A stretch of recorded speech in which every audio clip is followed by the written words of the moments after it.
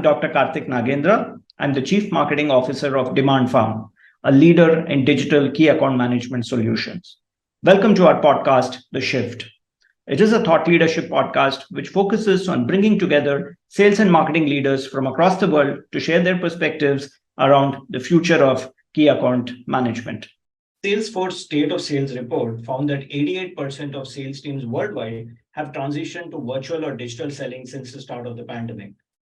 Another study by LinkedIn, which was LinkedIn's State of Sales report, found that 44% of salespeople believe that virtual selling will remain a permanent sales tactic in the new normal. So, in a world where technology and consumer behavior are constantly evolving, businesses must adapt and embrace a digital first approach to stay competitive. And that would apply to sales as well. So we need an expert to help us unravel the secrets to developing a winning digital first sales strategy that not only engages customers but also fuels revenue growth. So that expert with me here today is Julie Lentz. She's the head of retail industry media sales for Google. So let's hear what she has to share on the topic of sales strategy and planning in an altered world, developing a digital first strategy to drive revenue growth. So let's dive in. Hi, Julie. Really nice to have you with us here today. Hi, Karthik. It's great to be here. Thanks for having me. So Julie, we've seen since the onset of the pandemic, everything moved online, and the pace at which the digital transformation happened across industries was something which people hadn't even imagined was possible. And I think from a sales standpoint, digital selling became the new normal, right? So to start off, I wanted to understand how have you seen organizations leverage technology to kind of improve their overall approach towards digital selling, and specifically with key account management? Yeah, it's a great question, and it has been a really crazy ride since early 2020. I think the first thing that we noticed, and I guess for a little bit of context, I work primarily with e-commerce clients in my current role. So for them, it was very much a fire hose. The world turned from 3 to 10 overnight, and it was from a business perspective very challenging to keep up with demand, to manage just the operations while their own employees and as a company, they're going through the same stage as everybody else and not knowing what's coming up in the world ahead. But I think what it helped folks do is really recognize the value that, if they didn't know before, the value that technology can bring to not only their processes and the business operations, but to intelligence and understanding in a way that is more robust and often faster than humans can do. So the clients who weren't as leaned in became very leaned in very quickly, and those who were able to jump on board saw the benefits really quickly as well. So Julie, that was very interesting you said, right? So how the entire landscape quickly changed and people had to adapt. And I think when people moved to the digital first approach, what also happened is there's a lot of data which came out there, right? So everything moved online, so the data also increased in volumes. So if we were to look at it from that perspective, how do you see organizations can make the most of the data that they can collect now in this, where technology-enabled digital selling, which is there, and which can kind of drive key account success?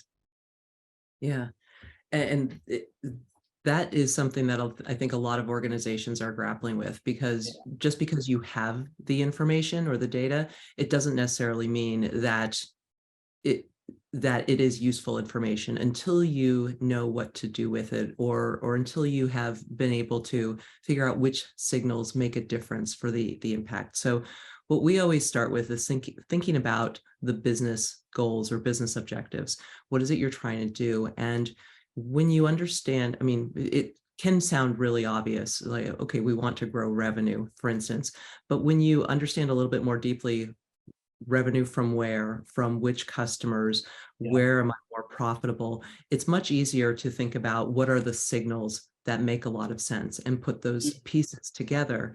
And I'll say, besides being able to isolate and develop insights from the data that you have, aligning the organization around leveraging that information is probably underappreciated as a need. And by that, I mean making sure that, a finance person might come in and they're looking for profitability data. A seller comes in and they're looking for demand information. Yeah. But aligning the organization around, this is what we're trying to do. And there might be a different lens, but incentives need to be in place to help folks use the data that you have and all towards the same goal. That's so true. In fact, I see data helping out in multiple ways, right? So one, from how do you formulate your sales strategies? How do you bring consistency across the entire systems processes? And what are those insights which probably you didn't know that could further help you fine tune your strategies itself? So one aspect which I would love to hear your perspective is in this increased digital world that we would look into. How can organizations kind of maintain a balance between institutionalizing key account management itself by leveraging technology, data, methodologies which are available, versus the traditional method of relationship-based selling? Yeah. So what are your thoughts on that? Yeah, it's well, I always see I see selling as an art and a science. A little bit of IQ, which would be the data, a little bit of EQ, which is knowing what to do with it, or just understanding the humans that make decisions based on that data. Yeah. So it is very tempting for organizations to want to even operationalize the sales process with all of the insight that they have and recognizing, okay, if these are approaches that work for us, if we just follow these approaches, this will be successful over time. And at a lowest common denominator or portfolio level, that might be very true. But for folks who work with key accounts, these are relationships that need to be durable. They need to be rich exchanges, not transactions. And for that, I think about information or data or technology as an assist. It should save time for sellers or for key account managers. It should help them develop their insights faster, but it should allow them to shine as people, to be the insightful folks who can make a difference to the company and ideally free them up to just be more strategic in developing the relationships and getting the stakeholder alignment that they need to get. So that's a long answer, I know, but to me, data is a tool. It is hand in hand, and I do think some organizations try to lean very heavily on using the information and what the information shows. Yeah. But you have to have that balance. So true. Because sales has always been, and star salespeople are always treated as good as superheroes, right? So there are these few stars within the organization, and they know how to ace the game there. But I think in this new normal, it's more about, while we do celebrate those superheroes, we also celebrate the heroics, which we can bring to other salespeople out there by institutionalizing the entire camp process itself. So I think that's a huge shift also from an organization standpoint and from a leadership standpoint as well. And I think any change management initiative requires a leadership buy-in, right? And leadership driving it from the top. So would love to hear your views on how the leadership team can champion digital transformation of key account management in organizations. Yeah, no, absolutely. And to your point, it is about change management. And there are, we think about I've heard before, 3 different aspects to think about with change management: people, process, and technology.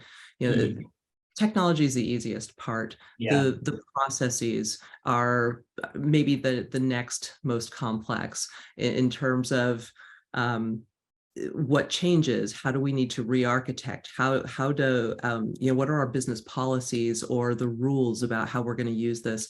But then the people is the fuzziest side of things, and that's where, as a leader, I think change management really needs to actually start, because it's one thing to ask for change, It's another thing to understand what that change is going to mean to folks, but and role modeling through it is kind of a no-brainer. But doing it with real empathy and understanding is I think the essence of true leadership in that moment. And for folks who lean towards using a lot of data, it's easy for us to want to look for perfection or optimized or optimal outcomes.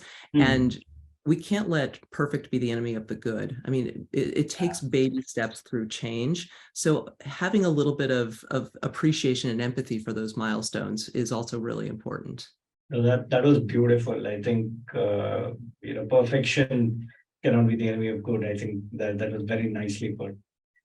So Julie, we at DemandFarm, we work with a lot of organizations, varied sizes, different maturity levels with respect to digital adoption. Many times they are skeptical whether, if we venture into this unknown territory, how are we going to survive, and will we actually succeed in that space? So any advice from, because I know you've in your career, you would have worked with latest of technologies and late processes, seen success and failure both.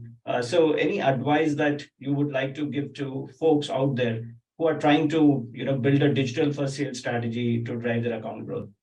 Yeah. I'll say it's not a matter of if, it's a matter of when. I mean, everything is moving this way, and it's the efficiencies that technology does provide, and the insight is going to become table stakes if it isn't already. So it's that's a little scary for somebody who might be uncomfortable with technology. The good news is there are all sorts of tools and companies and teams that can help out with that. I think the landscape is pretty broad, including especially what you do at DemandFarm. But it's just take a start. It's not going to be perfect from day one. Just get started. And I think any leader will be surprised what they don't know, what they're able to unearth as they get started. And sure, it takes work. It's you learn new things as you go. Absolutely. Let's get started. Yeah. So there were some very interesting insights, and learnings which I got through this conversation. And most important, I think a key takeaway is, while digital transformation is happening, and we say digital first, it should not be at the cost of people. Right. So what we are trying to do at the end of the day should help people do what they're doing better. That's where technology should be an ally and not an enemy. Definitely. And I think from a leadership standpoint also, how do they bring in empathy into the way that they would drive any of these digital transformation projects? I think that again was a very very important aspect which you touched upon.